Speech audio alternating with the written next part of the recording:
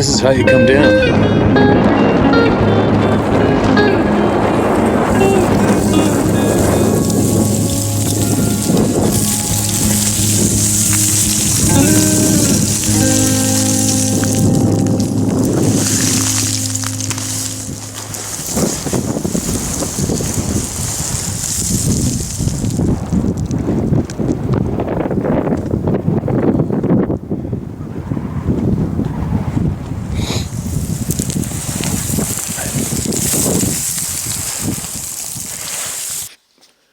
Well, I think it's mid-afternoon-ish.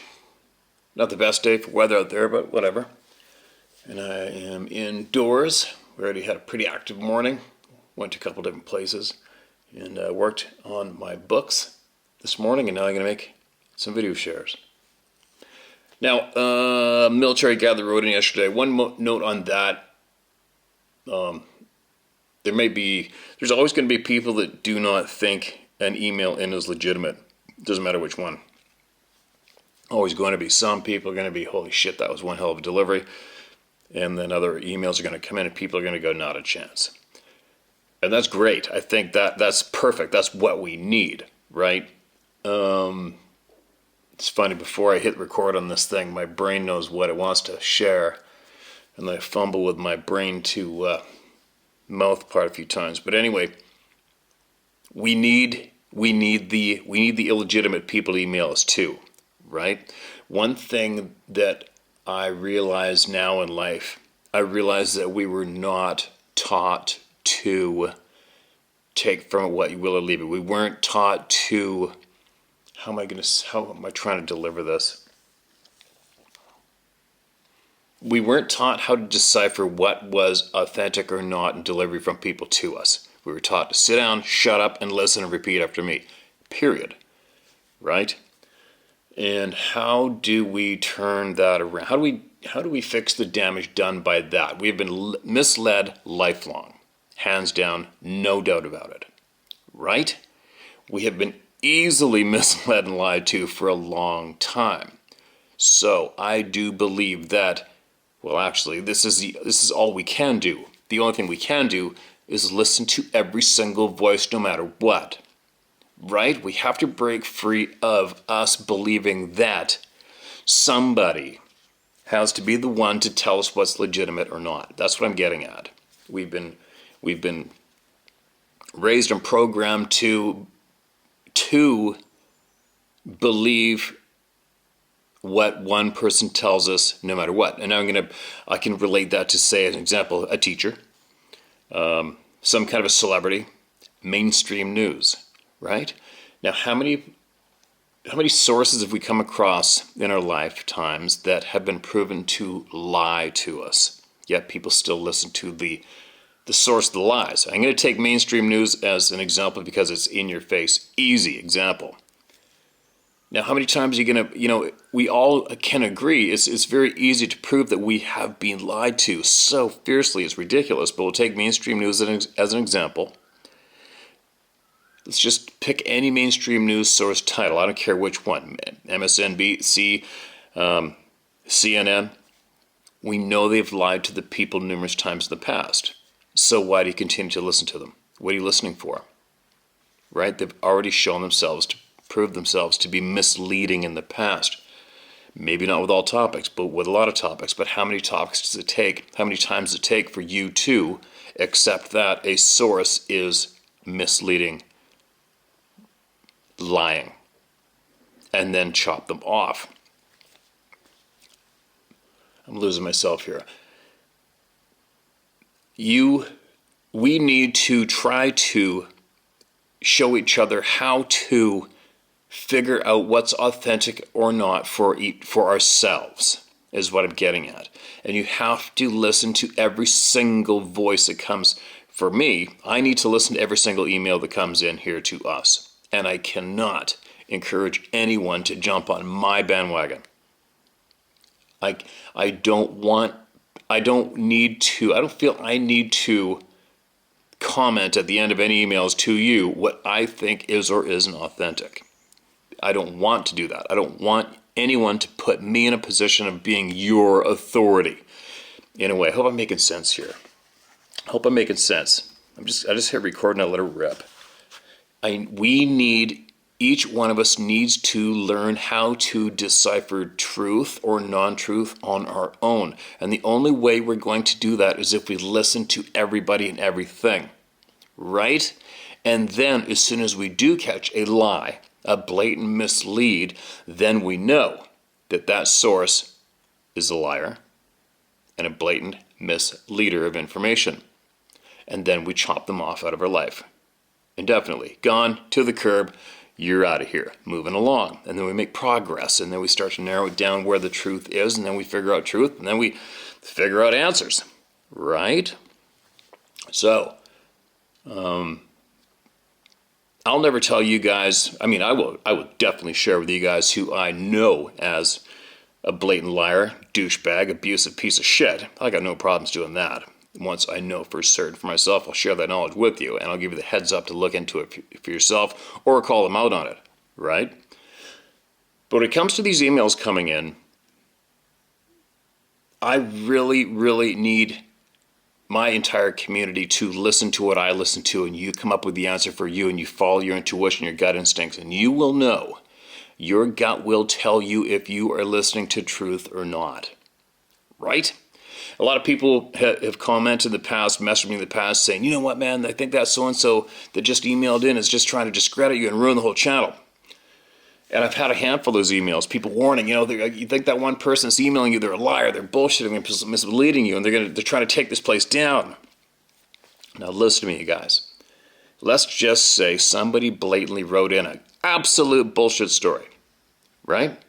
Does that scare me? Not a freaking chance. Is that going to do anything to me or my character or the integrity of this channel? Not a chance. It's impossible. Why? Because they are the liar, right? We're not. You see what I mean? We need them to come forward. We need them to come forward. We need them to email us if they're a little twisted, if they have some kind of agenda. They need you to follow them and believe them, and they need to turn you away from a route you may be going because they don't want you going down that route. We need them here. We need them exposed. If you come here with a lie, with a long bullshit story, well, you have just shown, sorry, word flubs there. You just have revealed yourself as being a liar to hundreds of thousands of people. That's what you just did here. That was useful to all the people here. You're done. Kick you to the curb. You see what I'm getting at? You cannot put me or anybody else in that position of telling you what you should take as authentic or not. So you need to listen to everyone. It cannot be sifted through and pre-chosen.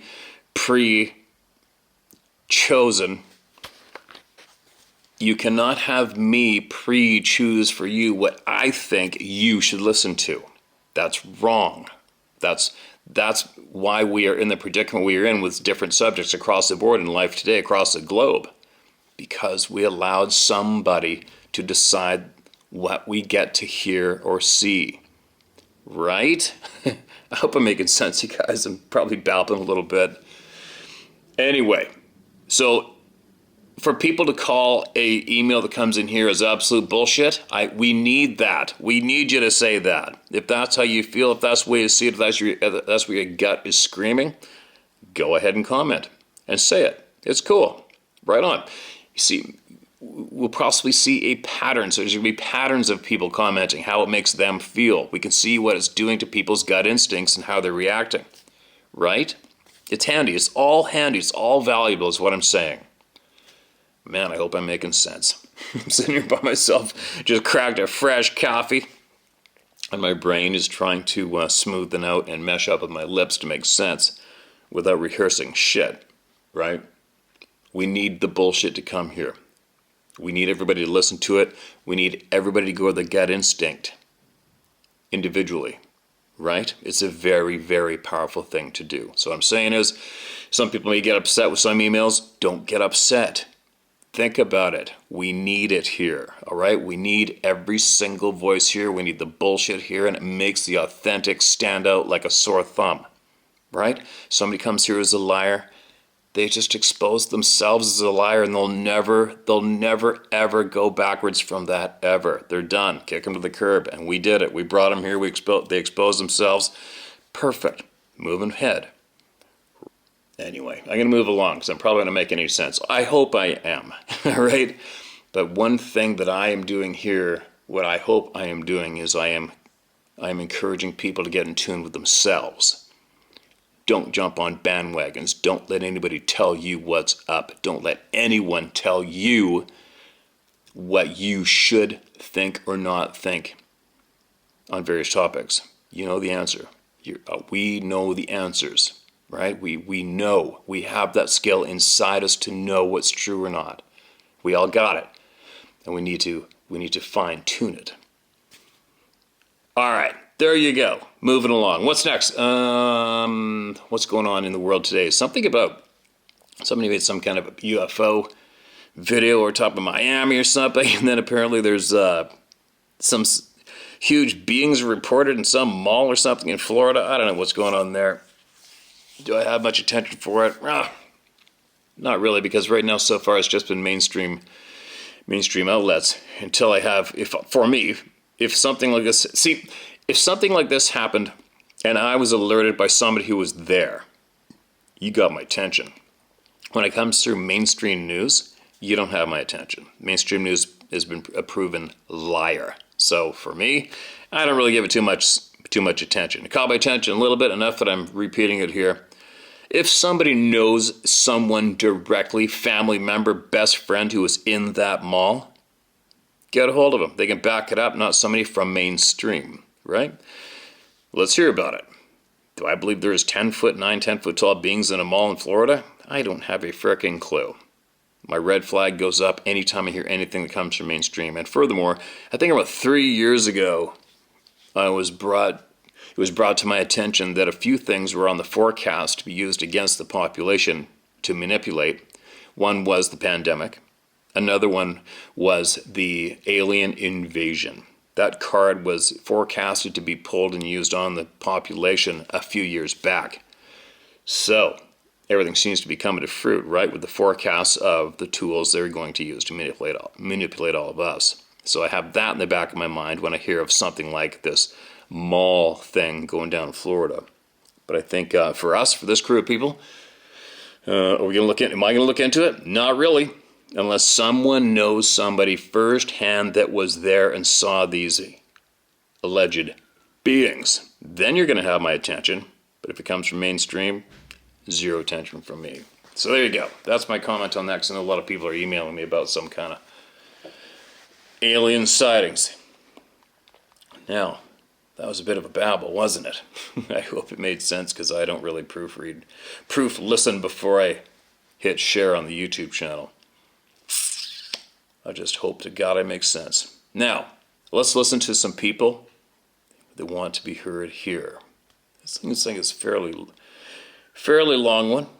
I don't know what it's about. I read it for the first time with you guys. This is no title, and it starts with late summer 2005. Boy Scout 50-mile hike. Church group of boys, 3 adult leaders.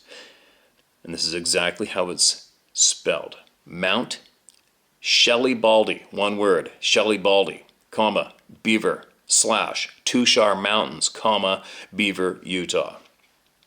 The trail started high up in the Big Johns Flat area. We parked, walked into a meadow, and crossed a creek. Then took the trail to the right up into the high meadows, and around to the northeast, then west, around the Shelley Baldy Mountain, about 11 kilometers plus in elevation. On the northwest side of the trail, we began to go down into the pine forest again to Blue Lake, remote cold. Most of the boys were around 14 years old. I went as a parent, as they needed another adult to go based on rules.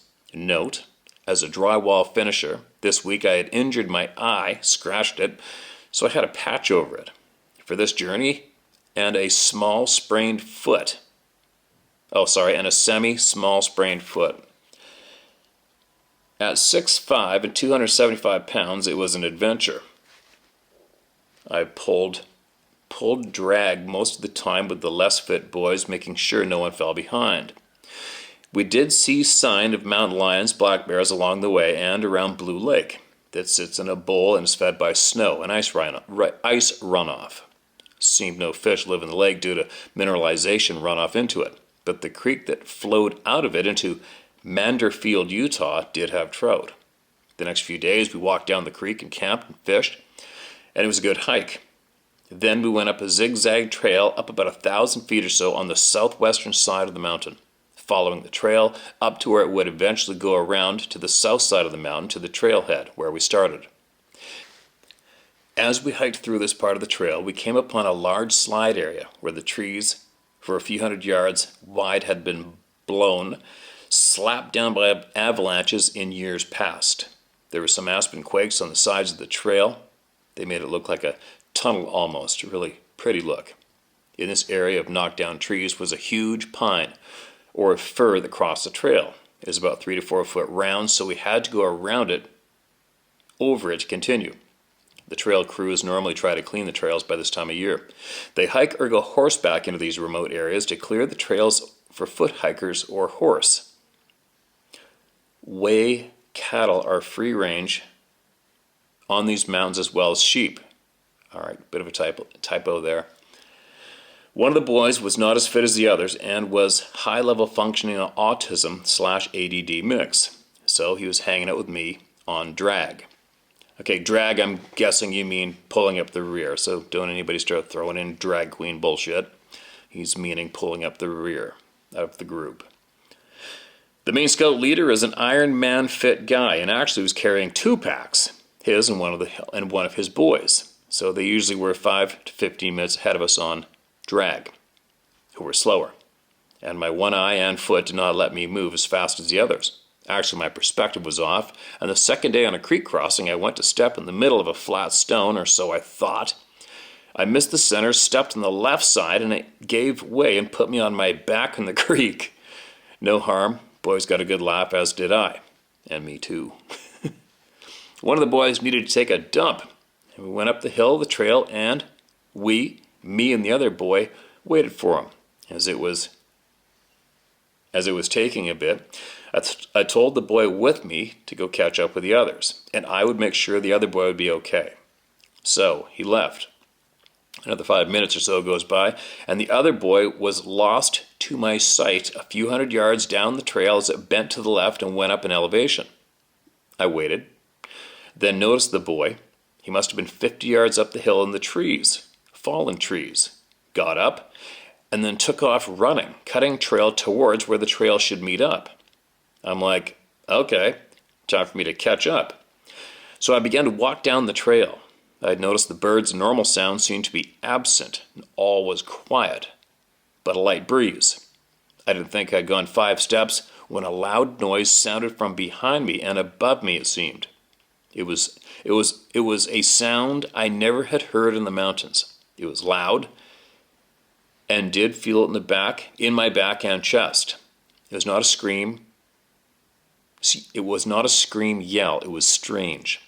It was as if you had a 500 psi air tank or hose and someone cut the hose or emptied the tank all at one time. A loud forest air sound. It froze me in place. I doubt I stood there 5 minutes after the sound. I was not so much scared, or a feeling of doom or fear. I realized by now there was Sasquatch in the region based on stories I had heard of. On the surrounding mountains, Monroe Mountain, there's a place called Ape Flats by pioneers. As well on the area we were hiking to the west was Gorilla Gulch. Curious.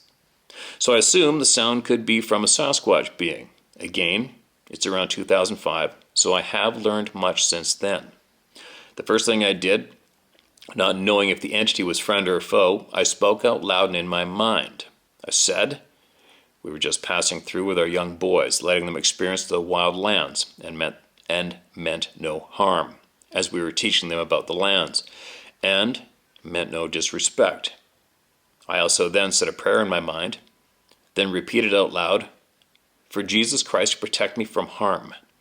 I then stated in a normal voice out loud, repeating in my mind as well, I mean you no harm. I know you can kill me. If you so desire that path, I shall not run, as I cannot, will not.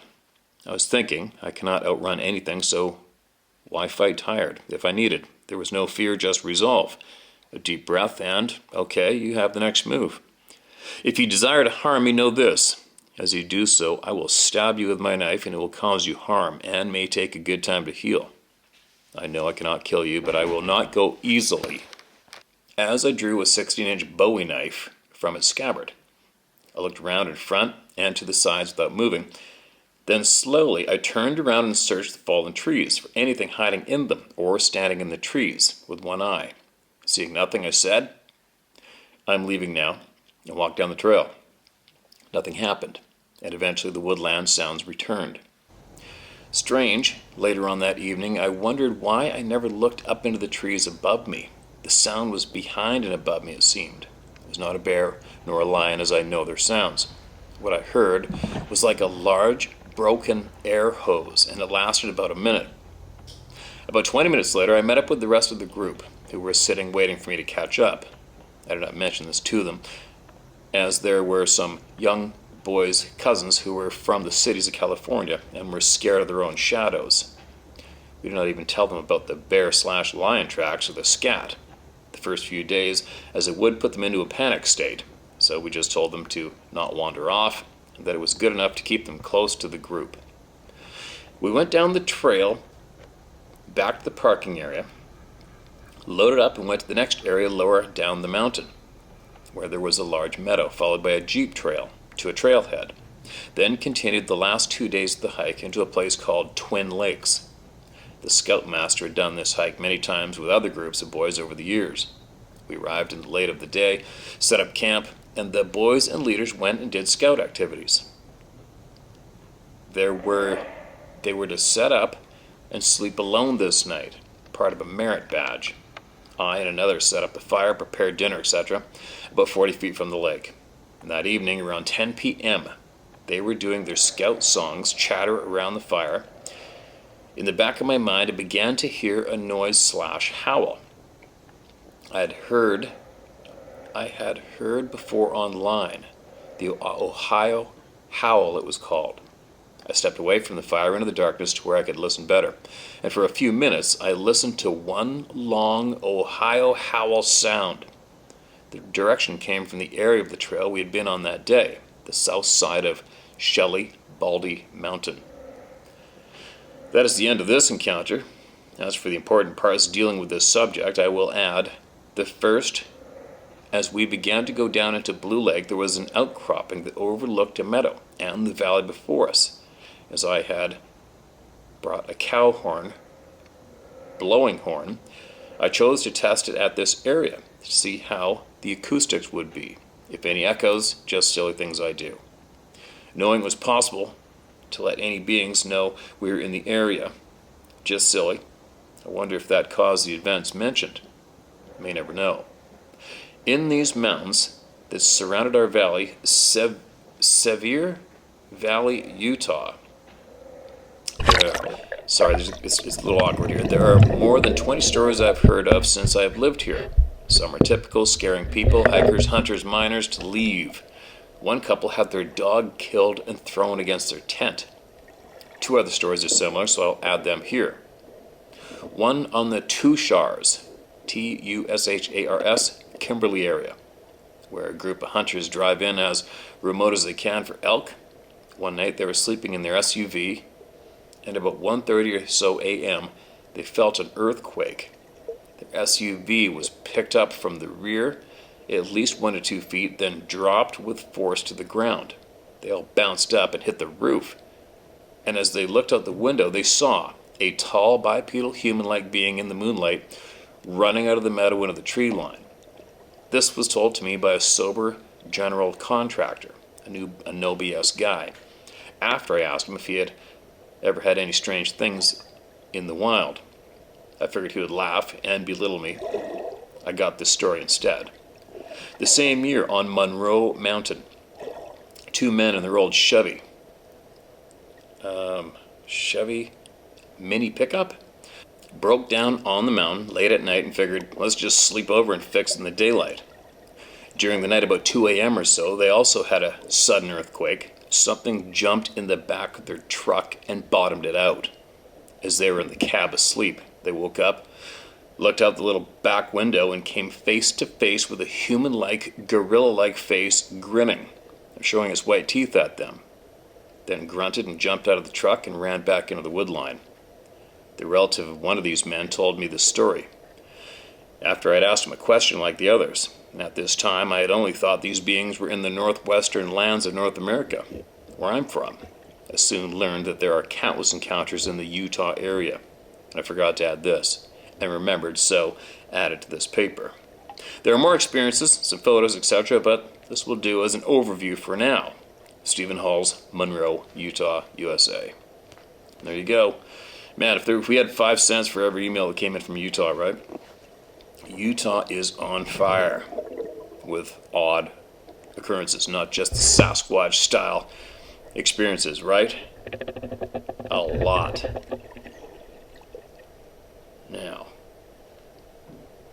who's next? That'd be really shitty, right? The only thing comes close to that so far that I can remember is our native logger friend who emailed us, and he was near Spence's Bridge, British Columbia, in the middle of the night on his Feller Buncher, I believe.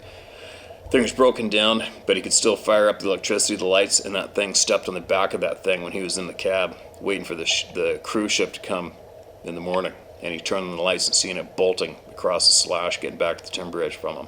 That freaked me out, hearing that one too. Now, who's next? This one's titled, I Call Them Bigfoot. Alrighty. I found your YouTube channel a few months ago, and the people's stories have helped my understanding, and I'm thankful for that.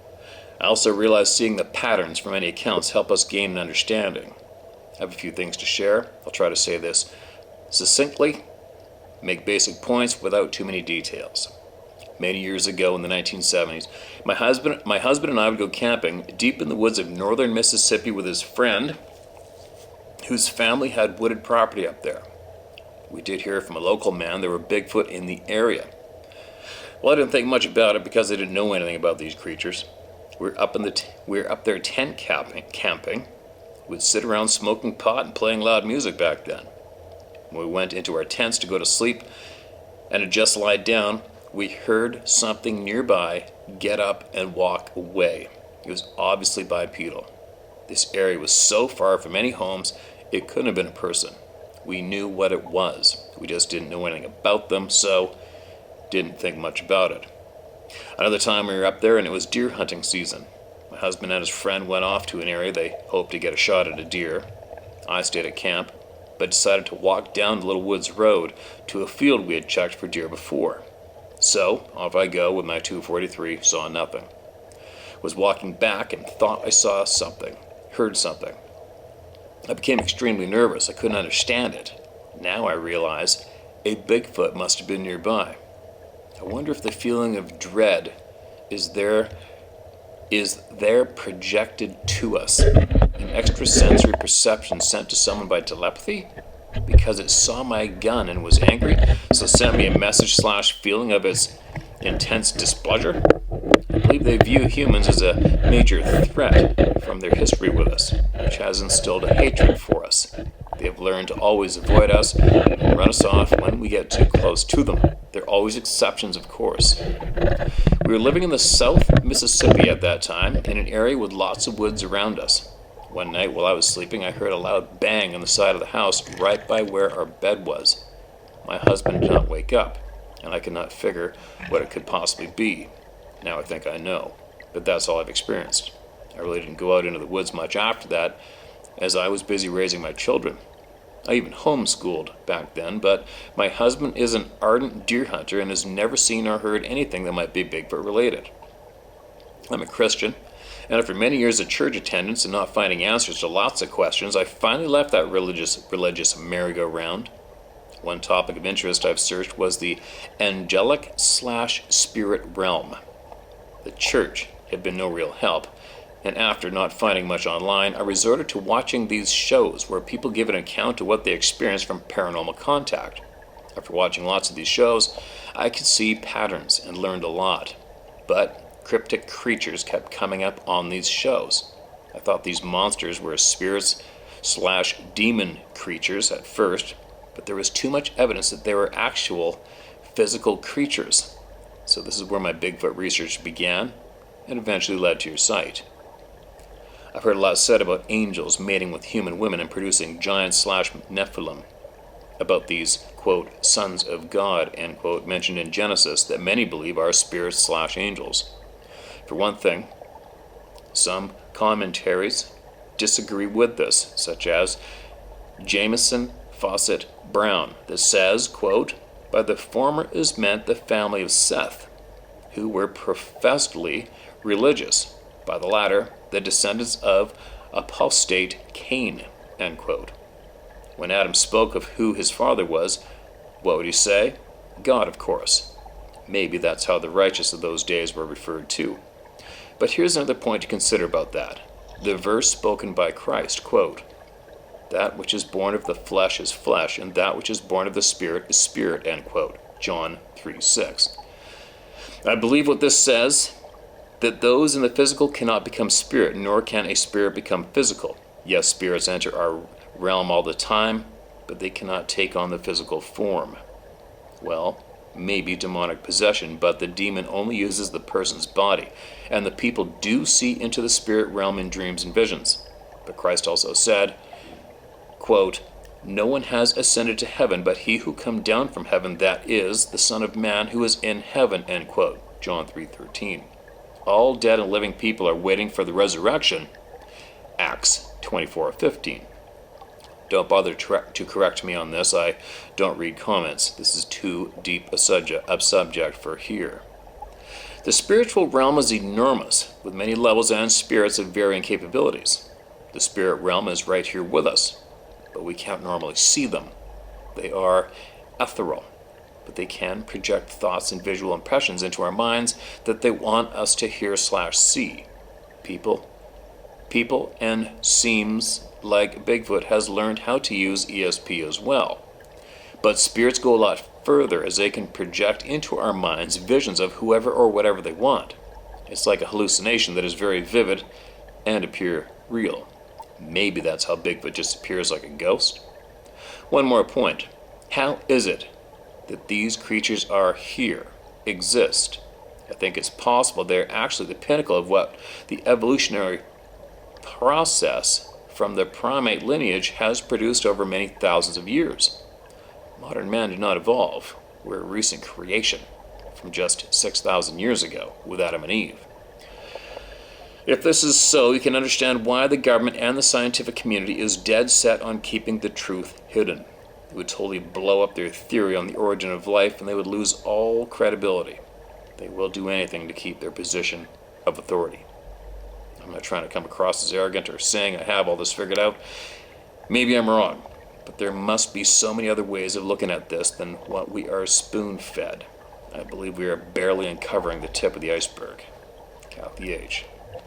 Kathy, your wheels are turning. Your wheels are turning. There's going to be some people protesting loudly, disagreeing with you, agreeing, the whole 9 yards.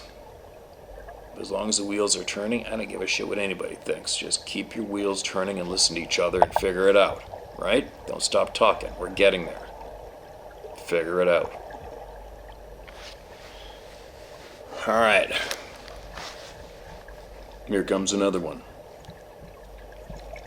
This is titled, I would have seen the signs and not put it together if it weren't for one mistake. That's the title of this email. I thought I sent this in last year and just realized it might not have sent. Regardless, I'm adding a couple of comments at the end. It was August of '95, and I was hiking with a girlfriend into Crystal Lake on the Mountain Loop Highway in Washington.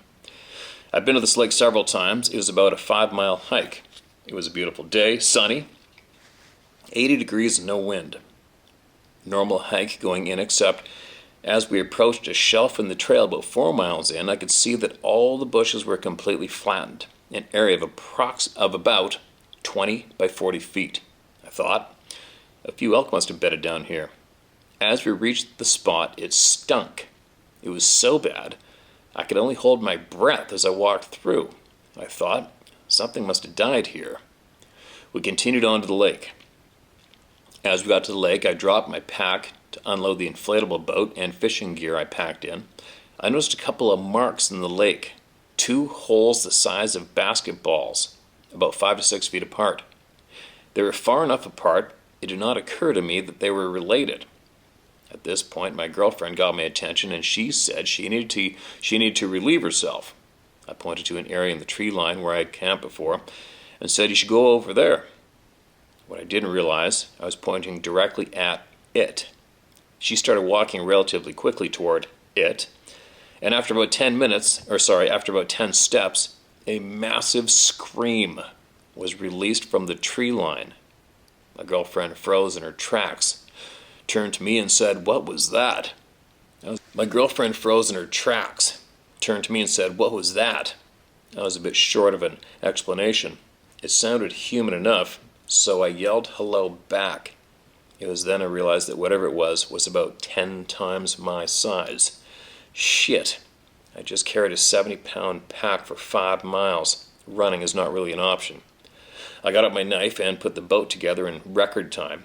I thought at least if we can get out on the water, I can see what's coming at me. As we pulled away from the shore, a large tree was ripped down on the other side of the lake.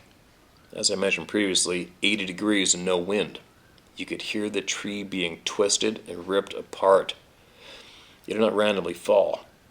We stayed on the lake for another hour until we thought it was safe to leave. Hike out was fast and luckily uneventful.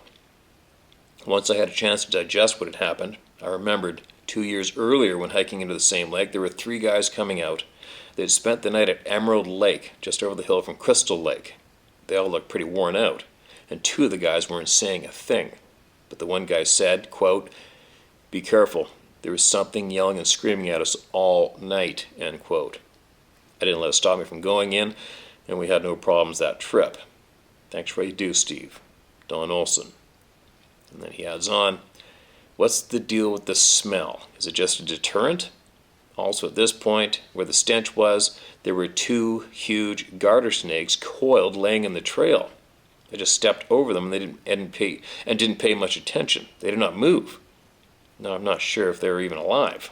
Possibly placed there? They were not there on the way out. I don't think this size of garter snake is native to Washington State. Endo email. There you go. More splashes, more trees, more everything, right? More patterns. Now the location, I wonder how many people are going to comment in the comment section below similar experiences or even more at those lakes mentioned in this email. I wonder. We'll see, right? More and more and more and more and more. It's endless. It's literally freaking endless.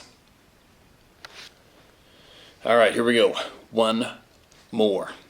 May 26, 2012. My wife and my 80-year-old mother was up in a remote wilderness area in Washington State. The encounter was brief, however, changed my life forever. I work for the state as a DNR warden. I patrolled this remote area for 22 years and have never encountered anything like this. We were overlooked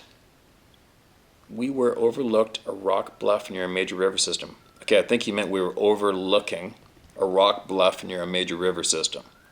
My wife was the first to spot the creature. She pointed and said, "Look, a bear." The creature was on his knees, crouched over. At first, it looked like a big, hairy tree stump. As soon as my wife spoke loudly, it stood up. It was standing in the timber on a steep, rocky slope. It stared right at us. I grabbed my 1.5 megapixel phone and took 2 pictures, one facing me, and then it turned its back when I took the second photo. We were about 7 yards from it. I yelled to my wife to put Mom in the car as I ran towards the edge of the rocky slope, wanting to get more pictures. Then I noticed it wasn't alone. A smaller one was directly to its right. They moved very fast and disappeared quickly down the slope in the huge rocks towards the river. The creature was over 8 feet tall, massive muscle, and I could guess in the 800-pound range. The smaller one was about 1.5 feet shorter, thinner build. I only got a picture of the larger one. It's blurry. However, you can see it's not a bear. I went back the next day with my .375 H&H rifle and a better camera and found nothing. Now, when I'm in the woods with my family, I carry a high-power rifle. I would never shoot one unless it was aggressive. I would hate to encounter that. This creature was huge and looked massive. Alright, so this email copied. I don't have a name. I don't have a photo attached to it. So, to this man who just emailed us, you know the crowd's going to be going bonkers, right? You got a picture of this thing. Where's the picture? Show us the picture. Share the picture, right? So, if you want to share your photo with the people through me, go ahead and please email us back. If not, for me, oh well, I'm good. I don't need to see a picture. But I know everybody else would love to. Or a lot of people would love to, right? And there you go. You're not the first game warden to email in his encounter either. More members of the club in a return. But anyway, there you go, you guys. That's my time of day I've got for this. I'm done. Share my story at howtohunt.com. Alright, get it into us. And if you're one of those freaks that needs some attention and wants to send in a bullshit story, go ahead and do that too. You're going to sift right through your ass because we're all getting in tune with our gut instincts and we know what's legit and what isn't. Right, you guys? And if you don't yet, you're going to. Alright? This is the only way we're going to. We got to listen to it all. And first and foremost, and most important, listen to yourself. Alright? Talk later.